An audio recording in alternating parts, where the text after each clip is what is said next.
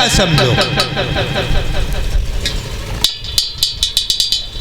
भगवान बोले बेटा मांग लो, तो 5 साल के ध्रुव बोले हैं कि जब आपने हमसे बेटा कहा है तो बताओ कौन से बेटा ने बाप से कभी कुछ मांगा? बाप तो बिना मांगे बेटा को देता है। बाप के पास जो भी है वो बिना मांगे बिना कहे बेटे के नाम पे ट्रांसफर होता है कि नहीं होता है? अब बैकुंठ को मालिक तो बन ही चुको। जिसका बाप बैकुंठ में रह रहा है, ध्रुव ने कह दिया कि बिना मांगे बाप देता है। जब ये बाप अपना मकान बेटे को ट्रांसफर करता है तो भगवान भी फंस गए चंगुल में। ध्रुव बोले बाप तो बिना मांगे देता है। भगवान बोले ठीक है, मैंने तुम्हें वरदान दिया 36,500 वर्ष तक तुम अयोध्या में राज करो, उसके बाद शरीर के सहित मेरे धाम के लिए चले आओ। अब ध्रुव चले। इंद्र का हाथी बुलाया, भगवान ने उठाया, हाथी पर बिठाया, कहा जाओ मेरे लाल मुझे माफ करना, मैंने तुम्हारी मैया की खबर ना ली। ध्रुव बोले पिताजी अगर तुम माँ की खबर लेते तो मैं इस जंगल में नहीं आता। और बात बिल्कुल सही है, भरपेट अन्न जब मिलता है तो पाप कुकर्म सुहाते हैं धारा, और जब भोजन ही के लाले हैं तो किनको भोग दिखाते?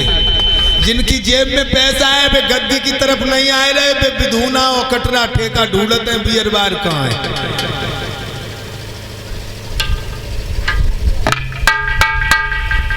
जिनकी जेब में पैसा है वे माँ के लिए और पिता के लिए शाम को फल फ्रूट नहीं लाते। बड़ी बड़ी सिटियों में और बड़े बड़े होटलों में जाके कौन सा गुल खिला रहे सबको पता है।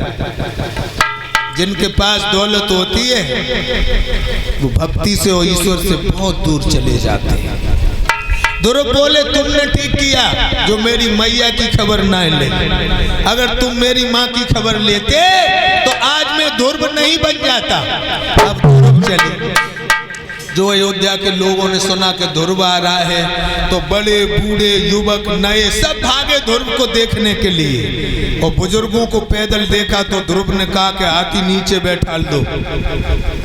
मेरे बुजुर्ग पैदल, हम घोड़ा पे हाथी पे जाएं, मेरी संस्कृति नहीं कहती। समझो 5 साल के बच्चे का शिष्टाचार। और बहनाओ तुम आओ 5 साल को ध्रुव। सुन रहे हो लगुआ मामा?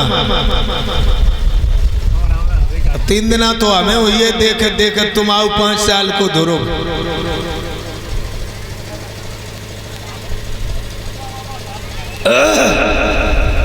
पहले तो स्कूल जात नहीं होए, अगर जोरावरी भेजे दे तो देखियो जाके स्कूल के पिछेला के तो कबरी कुतिया के पिल्ला के काने ठत मिले या धूल खट्टी कत में। तुम्हारा 5 साल का ध्रुव। अच्छा ध्रुव की कोई ताकत थी जो 6 महीना में भगवान की प्राप्ति कर लेते? तो फिर तपस्या किसकी थी? मैया की, माँ की तपस्या थी। ज्यादा दिन से लाला घर से बाहर निकलो, जब मैया ने भोजन की कौन कहे, पानी भी नहीं पिया। और भाइयों माँ से महान कोई नहीं होता है। माँ भगवान का स्वरूप होती है।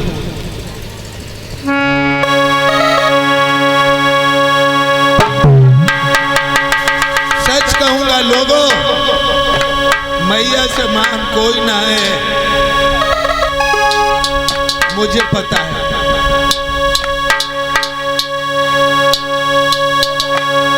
माँ साक्षात भगवान का स्वरूप होती है। माँ चाहे बच्चे को वो बना सकती है, माँ बच्चे को मूर्ख बना दे, माँ कर दे विद्वान, और माँ बेटा को कायर कर दे, माँ कर दे बलवान। माँ चाहे वो बना सकती है। आज मैं कथावाचक नहीं होता, ये मेरी माता श्री की कृपा है। मेरी माँ बिना पढ़ी लिखी है, नाम भी नहीं लिख पाती, लेकिन कृष्ण के भक्त के रूप में वो भजनों को बहुत अच्छा गाती। उनके गीतों को सुन सुन के मेरा जीवन बदल गया। माँ के समान आधार को कोई गुरु नजर नहीं आया। माँ के समान संसार में कोई गुरु नजर नहीं आता। माँ के समान संसार में कोई गुरु नजर नहीं आता। माँ समान कोई नहीं है भाइयों।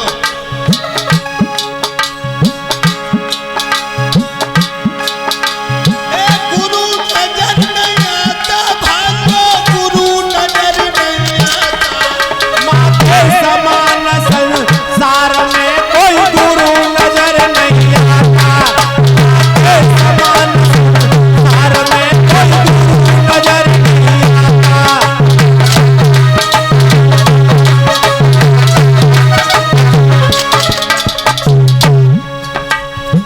जब जब जीव जगत में आता तब तब उसको मिलती माता, माता से सबका नाता।